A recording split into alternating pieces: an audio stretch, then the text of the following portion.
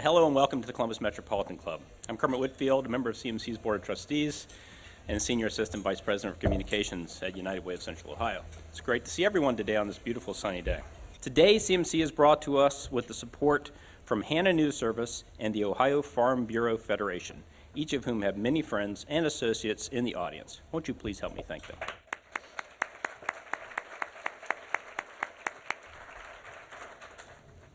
Today marks the end of the 2018 midterm election season.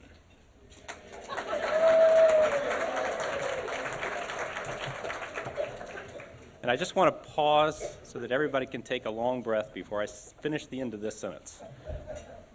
And the beginning of the 2020 election season.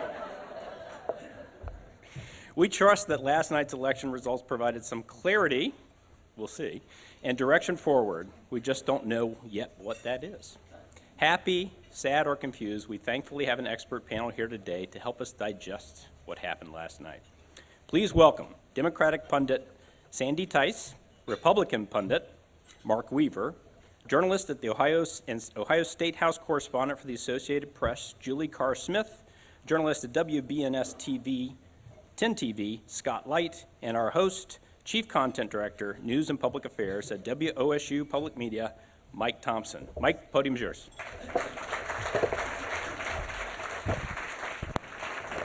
Thanks, Kermit. Thanks to you all for coming. It's a beautiful sunny day. The sun came up today, no matter who you were rooting for yesterday. Life goes on, and it's wonderful to see you all here. You know, I have all my headlines here about the blue wave and the Senate being held solidly in the control of the Republicans and Ohio's bellwether status being in jeopardy, but that's no fun. My basic takeaway is, damn, we're boring here in Ohio. You know, we like our Buckeyes to run the ball. We like our Buckeyes to stop the run. If things are going well, we stick with who's in office. You know, Georgia has this dramatic election. Florida, Nevada, Montana, Ohio, same old, same old. But that's a thing of, it's an illustration of where we are right now as a state and the mood of the voter. I think we saw that yesterday in the elections. I think the key to the race, Mike DeWine won the race when he switched his glasses to those hipster blue frames. Built-in advantage right there. So anyway, our panel, I'm going to ask them to give us our elevator speech as they're riding up the elevator at the Rhodes Tower, the Rife Office Building. You got 30 seconds. Somebody gets in. What happened yesterday? Scott Light, we'll talk with you. Start with you. Think about Congress moving forward looking like this. More women than ever, at least 38 women of color, 2 Native American women, 2 Muslim women. Texas sends their first 2 Hispanic women to Congress. Massachusetts, Connecticut elect their first black women to Congress. Tennessee, first woman U.S. Senator. Arizona is going to do the same thing. Michigan had an all-women Democratic statewide ticket, all women on the ticket. South Dakota and Maine elect women governors for the first time. At least 9 women will now be serving as governors. I was raised by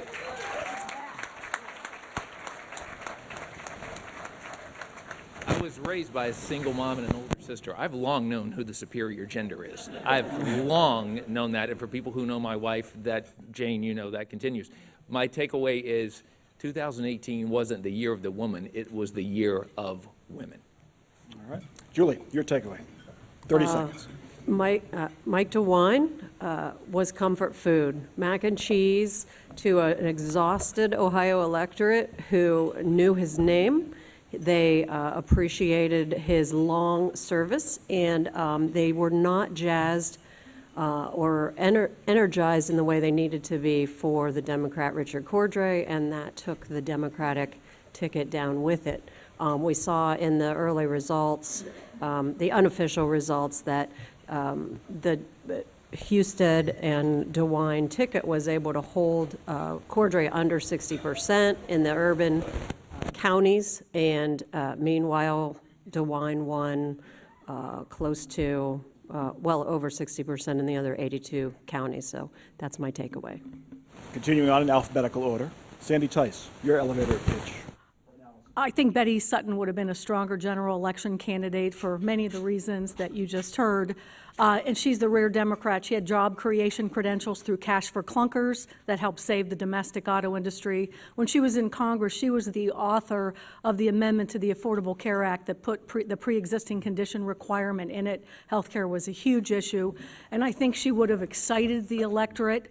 And if you look at the fact that we both elected Donald Trump and Sherrod Brown, don't have a whole lot in common other than trade, Ohio wants a fighter.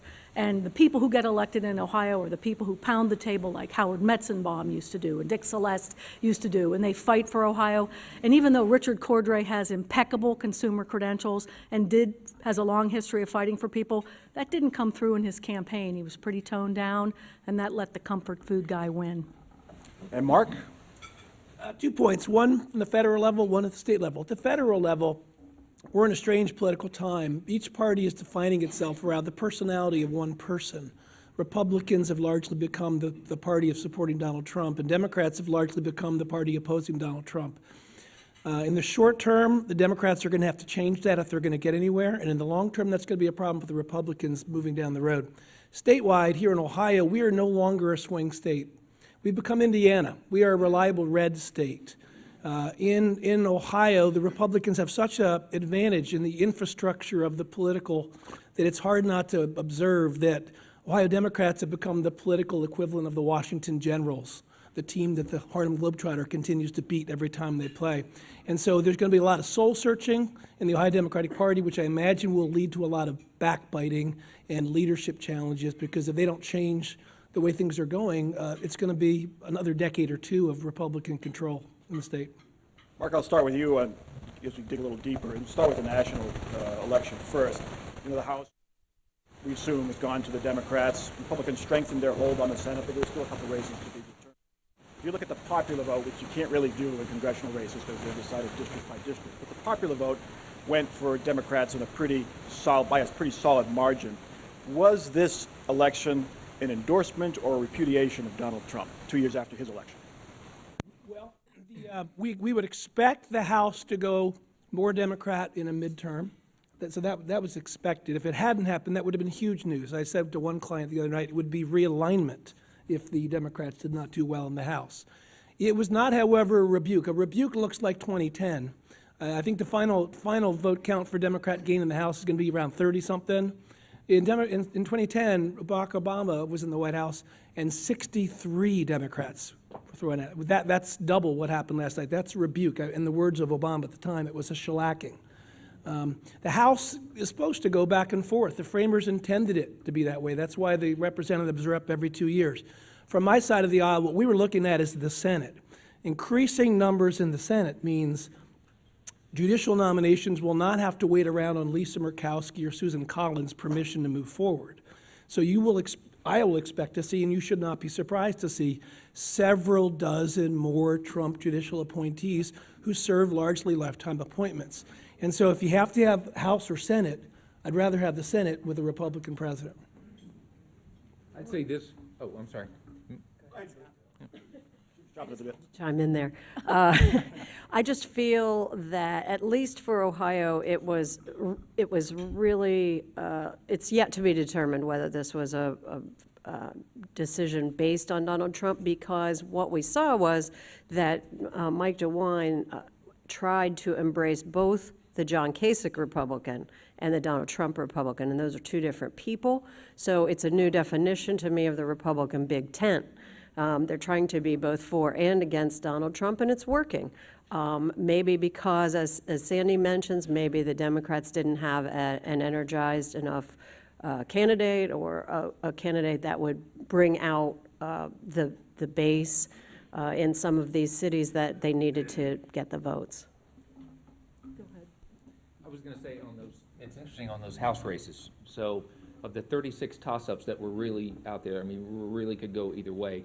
Trump won 24 of them in 2016. So Democrats had to really overperform. Yes, of course they didn't get to 63 like in 2010, but I do think that if it ends up being a 30, 31, 32 seat pickup for Dems, they did overperform in some red districts for sure. I think a couple of other things. I had a couple of Republican strategists email me and ask this question. We know that Donald Trump can tear down somebody. Can he lift his candidates? And look where he went. I mean, he went to Florida, and Florida is probably trending a little pink-ish maybe now. And he went to Montana to try to get Tester out of there. I mean, to the states where Trump went and went frequently, his ego is maybe a little bit bigger waking up on a day like today. So I think that's a question. And then two, Julie, you mentioned John Kasich. Do anti-Trump Republicans, have they been flushed out of the party? I mean, I think John Kasich wakes up today and he really doesn't have a home in Ohio. I really don't think so. That's true. Yeah. Sandy, were you disappointed that the Democrats did not win more last night? Yeah, Beto O'Rourke I being wasn't. an I wore example. my red blazer today to pay homage to the people who did win. I wore blue yesterday on TV, and I had my Rosie the Riveter lapel pin because she helped us fight fascism the first time, and I thought she would help us this time, but it didn't work out. But if you look at, the Republicans are really good at rigging the system and then complaining that our team is rigging the system. If you add up all the popular votes for the Democrats in Congress, they got 51% of the votes nationwide, and if you add up all the Republican votes, they got 47%. And if you do that for the legislative races in Ohio, you see the same trend. More votes were cast for Democrats, but because we reside in these badly gerrymandered districts and pack all the Democrats in one district, the maps do not reflect the state. We have new rules that will be in place after the next census, and I was somewhat hopeful. I entered yesterday thinking that Kathleen Clyde was going to be our new Secretary of State, and that Zach Space would be our new auditor, and Rich Cordray would be our new governor, and the Democrats would be in charge of the map making. That very important process is now solidly in Republican hands at a time when we are a purple state, a dark purple state. So I think the future for the Democrats is really bleak. It's going to be hard for them to find candidates to run. It's going to be hard for the indivisible groups and the other activists to maintain the activism. And we are officially the Mississippi of the North. On election night, campaigns are always cautiously optimistic as they Yeah. watch the returns come in. After the returns come in, whether you win or whether you lose, you're always willing to work together and be bipartisan. Nancy Pelosi said that last night. She wants to be bipartisan as the next presumed Speaker of the House. What are the chances of a bipartisan Congress? Well, I mean, it's funny. People, you talk to voters, and they'll say, I like it when the Democrats have some power and the Republicans have power. That's also known as divided government. And that's where things typically don't get done. And then when things don't get done, voters will say, I'm just so angry that things are not getting done. And so voters are of two minds. They want to see Republicans and Democrats share power. In modern day in America, Republicans and Democrats are largely unwilling to share power and are waiting out the next election to gather power and get everything they can while they're in power. And both parties have been to blame for this. But there have been cases, not recent past, but in the past, where the parties have come together on fixes to short-term fixes to Medicare and Social Security and tax bills, spending bills. We haven't seen that at all the past 10, 12 years. And I think there's a case to be made for divided government because you can blame the other guy. And I think that's helpful. And I think we saw that like with John Kasich and Bill Clinton with the budget balancing endeavor. What we're going to see now is we're going to see a House that's going to finally give President Trump and his criminal friends and family and cabinet members the proper investigations that they need. And what we're seeing right now is the Republicans saying, well, don't overplay this, and Nancy Pelosi, and overstep your bounds. Look at the comments that we've heard from people like Les Wexner and Captain Solly Solenberger and other Republicans saying Congress has abdicated its responsibility to provide the checks and balances. And they really have. And I think we're going to see that, and I think the Democrats are not going to overplay their hand. I think they're going to do it appropriately, and they're going to make people like Devin Nunes look like a stooge. I still think, though, that Nancy Pelosi, if she ascends again to the speakership, that's Donald Trump's best. I mean, he dreams of that situation. If he can put her again on the ballot in 2 more years. So I think Dems are in a precarious state nationally because I mean, their three top leaders, James Clyburn, Steny Hoyer, and Pelosi, are all in their 70s. And there's this new diverse energy coming in. And so I in the year of the woman, I think it's also a little bit dangerous for the party if Nancy Pelosi gets the speakership again. I mean, I kind of think that of the three leaders, James Clyburn could almost be a salve for the country. I mean, he could, again, that would be a historical figure, the first black Speaker of the House. And I think Trump would have to really watch his Twitter feed with James Clyburn as Speaker of the House. I do. Julie? I would add, too, that this could be an argument for, if you look at Sherrod Brown having a victory in a state like this at the same time that Republicans swept most everything else, it could be an argument for a Tim Ryan as the Speaker and bringing in the energy of the labor movement that's still largely helping fund the Democratic Party. And they can't now say that didn't work because it worked for Sherrod Brown in a what looks like a pretty red year. I can also see, I tentatively say this, I can almost see the president wanting to do some bipartisan work in Washington on some non-controversial things like infrastructure, and the Democrats certainly wanting to have a few victories under their belt after being out of power, and it could be that we see a little bit of that for a while. Maybe that's just wishful thinking from a tired journalist. If you didn't read your Twitter feed today, I want to follow on Scott Light's point about Nancy Pelosi being Donald Trump's choice for Speaker. The president actually tweeted today that she's a good person who deserves to be Speaker, and maybe there might be a few Republican votes to help her get across the line. And that's only half joking, right? That's how the entire House votes for Speaker. They don't vote by caucus, they vote by the House. And so if she is shy 8 votes from the Tim Ryan types, there are 8 votes out there on the Republican side. Everybody talks about Donald Trump's approval ratings, been staying in the high 30s to now low to mid 40s.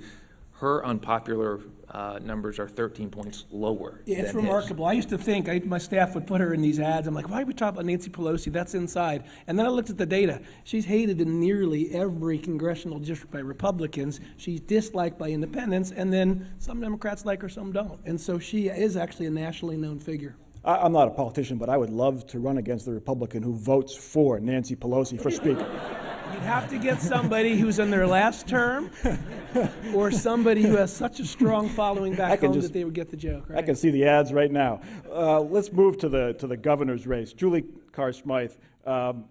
Richard Cordray, I look up the numbers, he got 150,000 more votes than John Kasich did in 2010. But, as you mentioned, it wasn't enough to overcome Mike DeWine, who got about 300,000 more votes or so, give or take, than John Kasich did 8 years ago. Right, so we were looking at turnout yesterday. It was a huge deal. We had amazing turnout.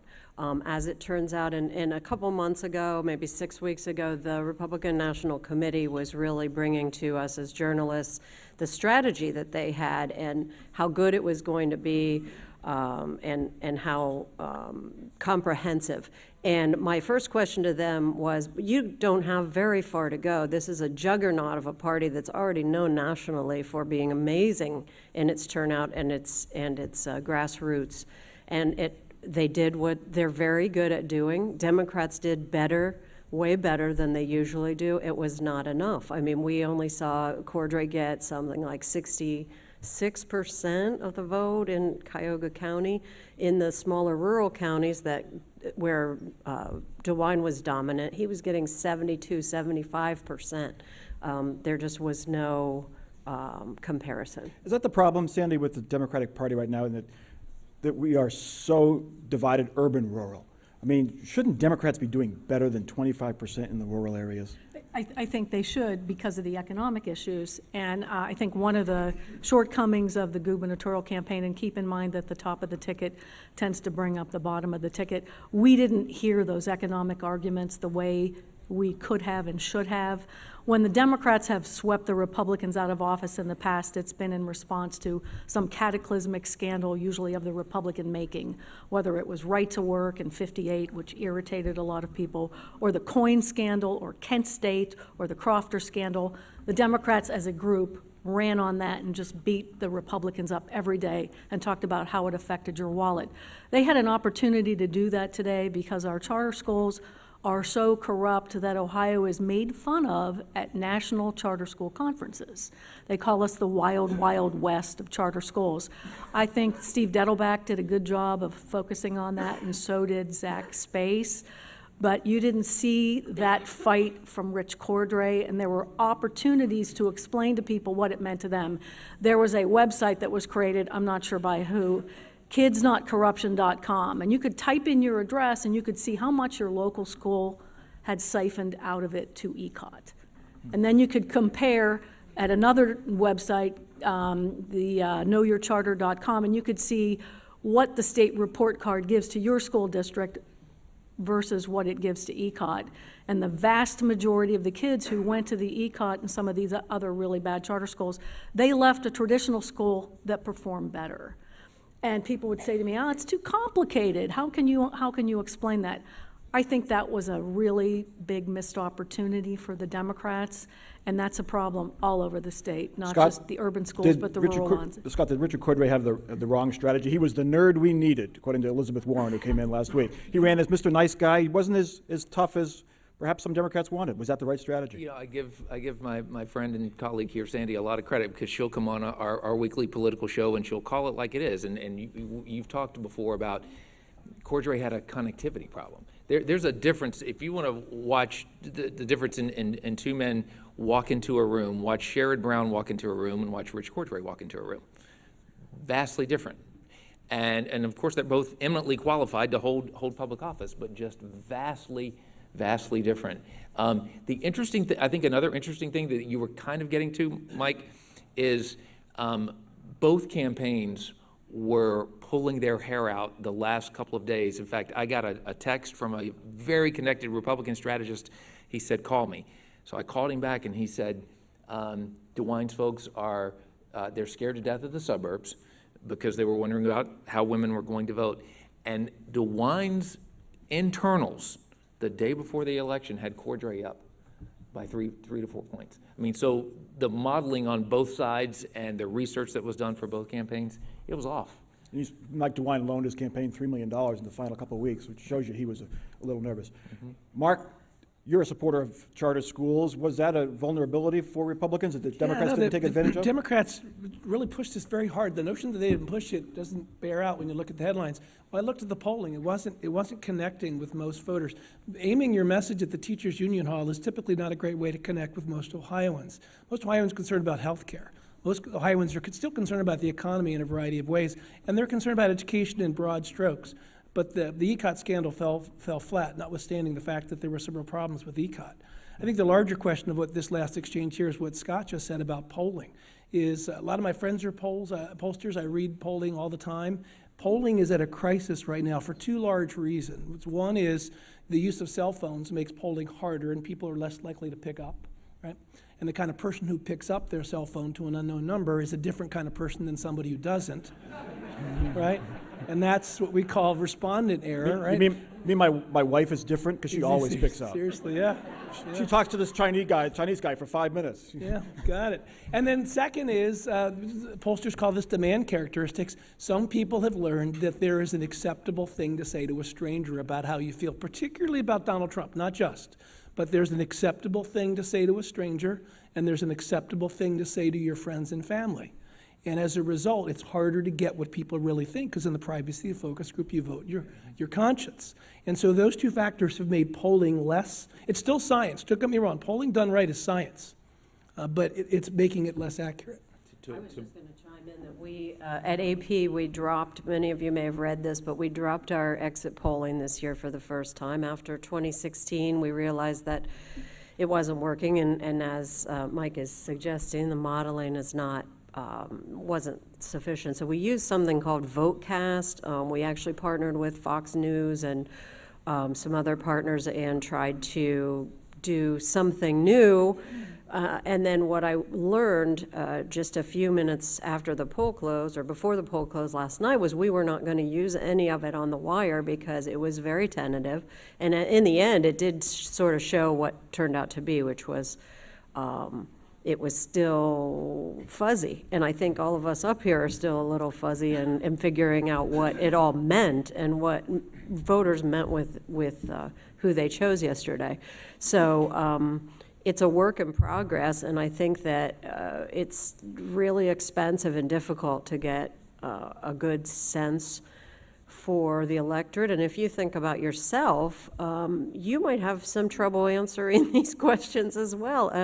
People are, I think, torn, people are concerned, and there are a whole bunch of reasons why people vote the way they do. It's not so simple as to say it's for or against the president, it's for or against the ex-president, or immigrants, or fear. It has a lot to do with so many things and the direction we want our country to go in. We might have a imperfect candidate that just doesn't resonate with us, and that's the party we wanted to vote for, so we chose the other one. And I don't know about you last night, Julie, but AP called Sherrod Brown very early, like within moments after the polls closed. And then that margin kept shrinking. It was down to less than 2% at one point. Now, there were still a lot of votes in Cleveland and Cincinnati and Franklin County still out there, so you knew he was going to maintain the lead, but I was like, I wonder if there are folks at AP who are a little nervous right now. But it worked out. It turned out. He got the most of everybody. Yeah. I mean, and it was by 30,000, 2,286,000. And Watching the Wadsworth vote. Well, Mark, let me ask you about that. Because Sherrod Brown was, before the election, the polls had him up by double digits, sometimes 12, sometimes 15 points. Jim Renacci lost by 6, was not well-known statewide, congressman from Wadsworth, not well-known statewide, did not run a very aggressive campaign. He did not run a television ad from June until October. He loaned his campaign $4 million. We don't think he spent any of that money. The RGA came in the last couple of weeks with the mailers and the ads about Sherrod Brown's divorce. Are Republicans a little annoyed that Jim Renacci didn't put up a better fight in the possibility they could have at least made it closer, if not unseat Sherrod Brown? I think there's some of that going on. Something you see in both parties, but it certainly was true with Jim Renacci. I was not his consultant. I don't know him. I only ever talked to him once. Is when the candidate becomes the strategist, bad things happen. And Jim Renacci was his own strategist, and that's like being your own lawyer. You can't be your own lawyer. You need to have somebody else represent you. And so he was making a lot of decisions himself. He'll say, it's my money, I make my decisions. Great, well, it's your money, you make your decisions, you're going to lose. And so I think he had a chance to run a better campaign. Sherrod Brown, give Sherrod Brown credit. Sherrod Brown has set himself apart from most Democrats in Ohio and has worked harder than many of them. And by getting common ground with the president on trade, he allowed himself to slip a little bit to the right of his party, at least on an issue that, particularly in the Mahoning Valley, which plays very well in eastern Ohio. It's one of the reasons why you see him doing so well in those parts of the state and Cordray not doing quite as well. Here are the numbers. He's been there the whole time on Yeah. trade. I mean, Sure. he has. Yeah. No. Here are the numbers from Northeast Ohio, the counties that Mark just referenced. Ashtabula County, Trump won it by 19 points 2 years ago. Sherrod Brown won it by 2 this year. Trump won Trumbull County 2 years ago. Brown won it easily this year. Portage County, Trump won it by 10 2 years ago. Brown won it by 6. And Mahoning County, which Hillary Clinton won by just 3 points last election, Brown wins it by a margin of 60-40 this time around. I think what sums up that race was their preferred mode of transportation. Renacci's flying around in a private jet owned by a strip club owner, and Sherrod's showing up in a Jeep made in Toledo or a Chevy Cruze made in Lordstown, in a suit made in Cleveland, and telling you all those things. He's Mr. Ohio, and people really respected that and connected with that. It was about 1:30 this morning, and I got home, but I still turned on the TV. I shouldn't have. So ABC News, they were going on, and so to Mike's point, or I think it was Kermit's point, to say that today the presidential race starts. So they were going around the horn with their guests on who the Democratic 2020 players are, and all the usual names were mentioned. And then so they come to Stephanie Cutter, an Obama campaign veteran, and she said, wait a minute. She said, there's another name that we have to talk about that a lot of people aren't talking about, and he's a shining star in the Midwest, and that's Sherrod Brown. And so I think his stock went way up. It would have gone even further if he had won by 8, 9, 10 points. But, he's the blue streak now in a red state, in a pinkish red state. Julie, are those counties permanently blue now, the ones that I listed? Or can Trump win them back 2 years from now?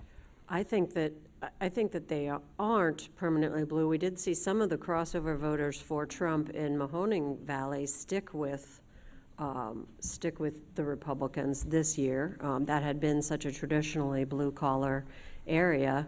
I do think that one of the interesting things about Sherrod's race is that people did think it was so safe.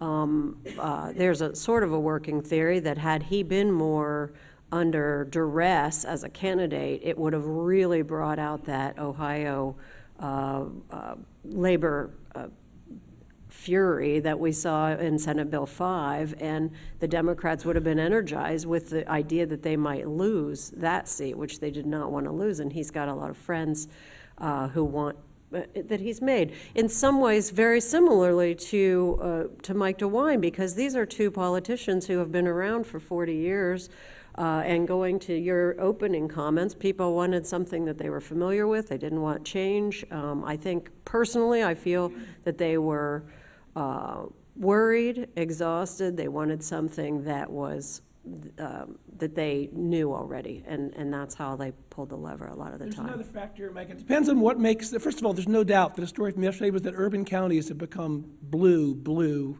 outposts in Ohio, no doubt about it. Look at Rural how- counties are red, red, red. Absolutely. But it's what makes the county blue that makes the difference. And so if it's more college-educated white liberals that makes it blue, Trump will continue to do poorly there. But if it's working class, what we used to call blue-collar voters, Trump will do better. And trust me on this, some people will chuckle, Trump will poll better with black voters than other Republican presidential candidates have. Now, that still means he'll lose it largely, but he'll lose it by a not much smaller, but by a different margin. And those smaller margins, shaving a little more on African Americans, shaving a little more on Hispanics, is why Trump could win a county like Mahoning County, which is right now a blue county. Scott, real quick, we're going to take questions from our audience in about 5 minutes. So if you want to have a question for us, the microphone is right there in the back. I think you all know how it works. Scott, quickly on Congress, Danny O'Connor outspent Troy Balderson in Ohio's 12th district by at least 6-1. It's a heavily Republican district, and even that amount of money was not enough to push him over the edge to defeat Troy Balderson. There were people watching CD12 last night as some sort of a harbinger, some sort of an indicator that if Danny O'Connor won last night, that maybe the blue wave was on. I think in a loss, sometimes there are no moral victories in losses, but Danny O'Connor proved to be a prodigious fundraiser. $7.3 million, I think, was his final tally. And he was a good candidate. He stuck to his message. And again, that's a district that Trump carried by what? It was close to 12 points, I think. I mean, that is you talked about gerrymandered districts. That CD12 was designed by Republicans for Republicans. And John Kasich was right when he said a few months ago that a Democrat shouldn't even be close. So he put up a good fight. But I mean, most people were saying that they thought, Balderson would pull it out in the end. Any other thoughts on that? Well, the money largely came because of the special. Danny O'Connor would have never raised that much money if he had not gone on the radar of Democrat funders around the country, because in August, when there wasn't much going on, the anti-Trump fervor needed a direction. And so after the Connor-Lamb race in Pennsylvania, that's where that direction went. And then it came to Ohio. And then once he became on their radar screen, I think it was one of the more favorable targets for Democrat donations. Had that just been a normal race for Pat Tiberi, if Tiberi had, instead of resigning, if he had just not run again, it would have been another run-of-the-mill congressional race. I do think that in Ohio and nationally, I think there's a conversation to be had about what Mark was talking about demographics going forward. I mean, I think, and I think you kind of hit on this, I think Democrats nationally have a short-term problem. They have a messaging problem. I still don't know what Democrats are running for in terms of the economy. And I think they could possibly have a problem depending on who ascends to the speakership. So I think those are two short-term problems. But I think the Republicans have a long-term problem, and that is with minorities, with people of color, with young people. And I mean, I saw a figure the other day that a young Hispanic turns 18 in our country every 30 seconds. So the Pew Research Center puts that at about 600 young Hispanics every year. Not a monolithic voting bloc, but Democrats are in better position to get young Hispanics and, again, people of color, women obviously trending toward Dems. So I do think there are long-term, some institutional challenges for the Republican Party moving forward. You know what Paul Begala, the Democratic strategist, said, that the Titanic did not have a messaging problem, it had an iceberg problem. So anyway, go ahead, please. I'm Mindy Wright, member of CMC Board of Trustees. I want to hark back to Scott's opening comments. For the first time ever, Ohio's General Assembly will include 34 women with the support of organizations like the Matriots PAC. Do you see party structures adjusting to run more women to better reflect the number of women in the state of Ohio? I think you will, and I think it's really great that all those women in Franklin County ran. We now have a woman doctor, and we will have a woman doctor in the General Assembly, Beth Liston. So to actually have a legislator who understands how women's bodies work would be swell. When I was at the Plain Dealer, and I think Julie was there with me, one of our male reporters was covering a committee hearing that was not related, and he called me and he told me that while he was waiting for his bill to be heard, there was a bill that would outlaw making it a crime to breastfeed in public. And one of the Republican senators offered an amendment that would have made you not be able to sue an establishment for slip and fall if you fell in a puddle of milk, okay? And this male reporter called me and he said, "They think it's a faucet." Okay? And I said, write that story, write it short, write it kind of bitchy, find somebody to explain why the medical community thinks breastfeeding is really a good thing from a health point of view. So I think these women we have elected are going to make a big difference, and I think both parties will recognize that, and I think that's a good thing. Mike DeWine was worried about women when this started. That's why you saw so many ads about his work on the rape kits. I think it was targeted. You saw suburban women, we assume, in those ads telling voters how Mike DeWine worked to solve the rape kit issue. Long term, or how worried are Republicans about the women's vote, especially, say, educated suburban women's vote? I wrote an op-ed about this right after the Women's March. There really is no such thing as the women's vote. It's actually almost insulting to women to suggest that they all vote a certain way. When you start adding in younger women, older women, college-educated, white women, black women, now you can start making some coherent political observations. Having said that, we do know that college-educated suburban white women do not like this president very much. But you notice I had to add a bunch of adjectives to be able to make a coherent political observation. You can't just say women, not women. Here in Ohio, of course, the Republicans have a wonderful record. I came to Ohio. I moved here from Washington because the first woman attorney general asked me to move here and work for her as her deputy attorney general. She went on to become the first woman auditor of state. We have our first woman chief justice, the Republican Maureen O'Connor, our first woman speaker of the House, Joanne Davidson, who runs an institute where I teach on trying to bring up Republican women and get more Republican women in office. So in Ohio in particular, the Republican Party has a strong and vibrant effort to bring Republican women into positions of leadership, something I'm very proud of being involved with. I just want to add to that, though, that I think that as the young generation comes up, that the women's vote will dovetail with the diversity vote in terms of just people wanting their representative government to look like them. The Republicans did have a woman problem this year because they had not one woman on their ticket, and nor one person of color, and that was why Mike DeWine picked that rape kit issue. It was masterful. It worked. But I think that, as Sandy started out by saying, it could have been, had the Democrats run a woman as the governor candidate, it could have hit on that harder. I mean, the Republicans were sending their wives around the state to campaign for them, which the Democratic Party saw as kind of condescending to women. So, I mean, I think there are certain ways in which women do think as a bloc, even though, as Mark says, you have to drill down a bit, as we do with all voters, to figure out exactly what's motivating them. Well, think about, real quickly, and we'll get to the questions, think about the one woman we haven't mentioned who lost last night, but Stacey Abrams is within 2 percentage points in the state of Georgia. That's remarkable. An I mean, that's African-American woman. remarkable going up against the Secretary of State, the white Secretary of State in that state. I forgot to give our disclaimer, or the Columbus Metropolitan Club appreciates listener questions and audience questions. Just as Mindy did, keep your questions very short and no editorial statements. Go ahead.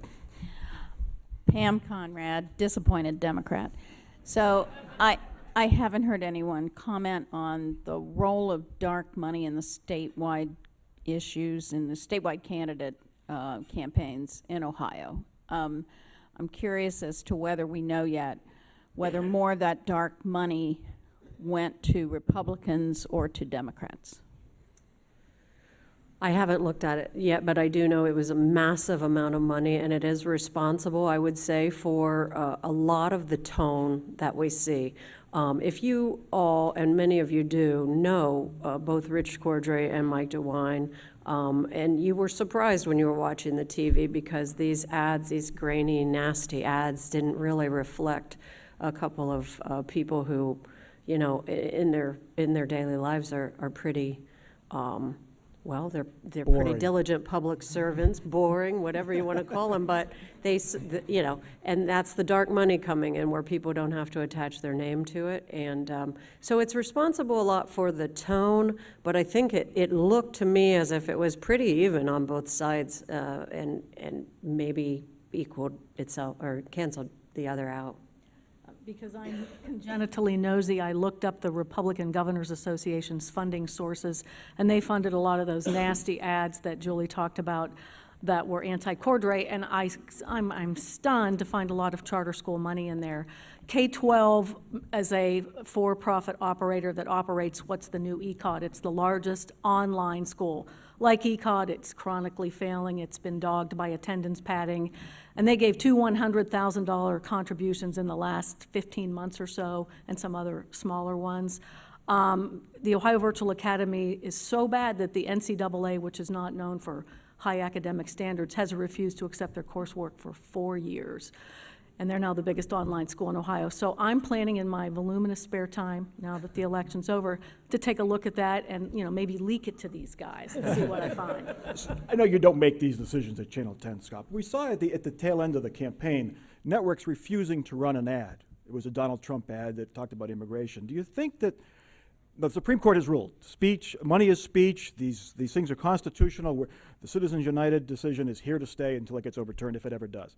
But do you think TV stations, what's the thinking, they might stop, not air an ad that they feel is overly egregious, and where is that line? I know it's a slippery slope. Do you think commercial broadcasters might be a little more selective in which ads they run? Well, it's interesting what's happening with broadcasting, because you've got groups like Sinclair and others who are coming right out and saying, we feel this way editorially or we feel that way. And so that's a whole separate afternoon of discussion here.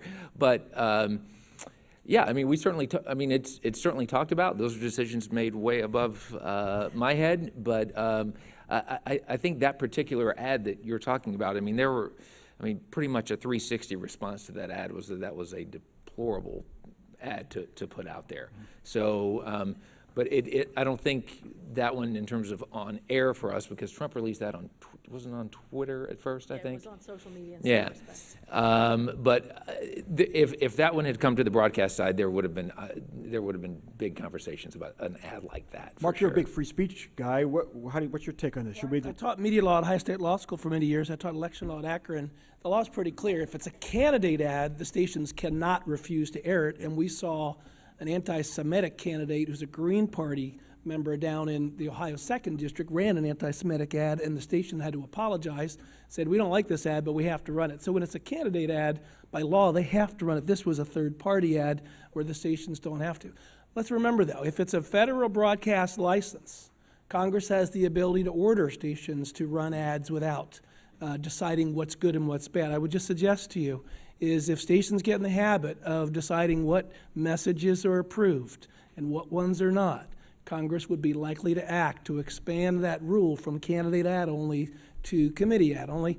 And I would also suggest to you that for those of us who like to chuckle about the president's use of Twitter, one of the points I think he would make if we were talking to him is, if the certain outlets in the media will not allow me to get what I want to say out unfiltered, I will continue to use the one platform I found where I can. And that's one of the advantages of a social media era. There are lots of disadvantages, and we all know what they are. But the ability to go directly to people with your thoughts on Facebook, Twitter, or Instagram has changed the way we act in the political environment of America. Sir. David Weaver from the Ohio Library, CMC member. A quick speculative question. The last person to beat Mike DeWine in a race was Sherrod Brown. Had Sherrod Brown run for governor, would we have seen a different result? Yes. They're both well-known brands. I mean, Mike DeWine and Sherrod Brown are probably the two most durable political brands in Ohio.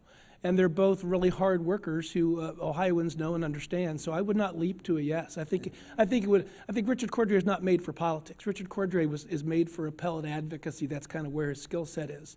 He's not a natural politician. Sherrod Brown is.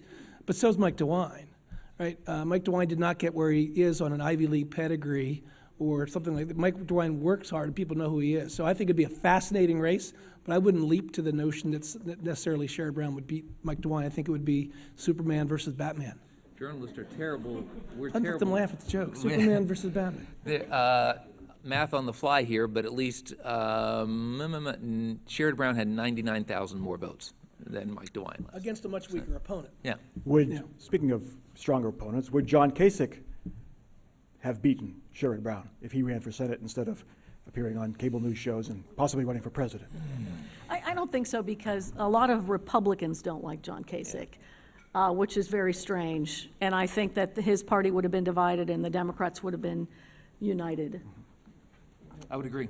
All right. Yep. Sir. Yes, my name is John McKnight, a registered Democrat, and I received a telephone call a few days before the election from a Democratic committee of some sort, encouraging me to get out and vote, and reminding me where my polling place was, and they directed me to a polling place that was far, far away from my regular polling place. So I suspect that to be an attempt at, voter tampering or voting fraud. You hear about that sort of thing on the presidential election years. Don't hear very much about it in the midterm elections. Is that a factor? Does that happen? I'm sure if it does, it happens on both sides, so I'm not, taking sides in that regard, but just curious, is that a factor? Does it go on more than just me? I'm sorry? Did you save the phone number that it was called from? I did not. That's too I've bad. thought I might be able to go back through my phone records and find it, but I mean, I've seen anecdotally on social media examples of that in a small level this cycle, but I'm sorry that happened to you. That's not good. We got a call, I think we took 3 calls that were similar to what you described yesterday in the newsroom, at least when I was there, and, kind of monitoring calls that were coming in. Yeah.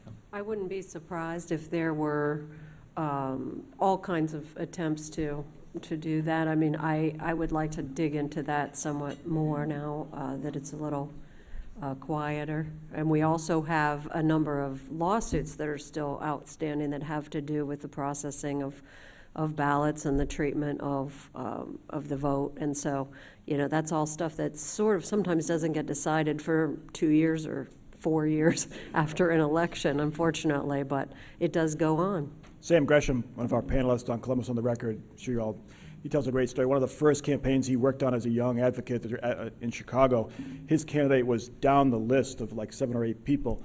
When he got to the polling place, the pencils were attached to the booths with strings, and the string was not long enough to get down to the bottom name. That was Sam's first lesson in political tricks. Go ahead, sir. Roger Blackwell. I was listening to radio on the way, WOSU, of course, and one of the NPR commentators said that most of the Democrats who won were more moderate, and the ones who were more progressive part of the party were the ones who lost, mostly, not always.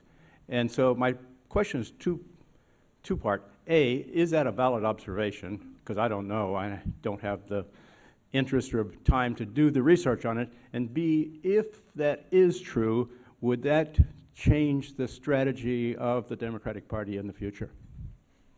Cindy, the moderates lost here in Ohio. Democrats, anyway. The moderates lost? Moderate no? Democrats, Yeah, at they least did. moderate I mean, facing. there's an argument inside the Democratic Party about that, and you saw after Hillary's defeat, people stepped forward and they said, maybe we should start embracing candidates that don't support abortion rights, and that caused a big stink. If you look historically, and I think that's one of the litmus test issues that divides the moderates from the more progressives, every time abortion rights have been threatened, like in 1989, after the Webster decision gave states more leeway to restrict abortions, pro-choice candidates got elected. Democrats elected governors in Texas, Ann Richards, in Florida, in Virginia. And I think that we are going to see this issue continue to be really, really important because the Republican Party is a wholly owned subsidiary of the Right to Life movement. And I think that's one of the reasons why we're seeing the gender gap. It was mitigated this time, like Julie said, because Mike DeWine came out very early on with those really effective rape kit ads and distinguished himself as a guy who, respects women. And the Cordray campaign did not respond to those effectively. I think Well, you and gotta they watch also- the broad brush on that, because I think you just have to look, what did Tip O'Neill say? Politics is local. You've got to look at each race. I mean, Connor Lamb in Pennsylvania's 18 could not win in Santa Barbara, California. So, and a Missouri Democrat is different from a Kentucky Democrat versus a Virginia Democrat. So I think you got to get granular on that question and look at each race and each candidate that comes to the fore. And that's why you have liberal Republican governors in Massachusetts and Maryland, which are bright blue states, winning, because they are a different kind of Republican, because those are different kinds of states. It's one of the interesting things about American politics is there is really not a uniform position across either party, state by state. You'll see different variations. Right, and we have Sherrod Brown here, who they always try to run against him, and they label him as the most, or if not the most, one of the most liberal senators, and it never works. I mean, people, once they know a politician and they know their background and their work, I don't think the labels really stick in Ohio as much. They vote for the person. All right, Kermit, leave it to you. All right, well, thank you, speakers.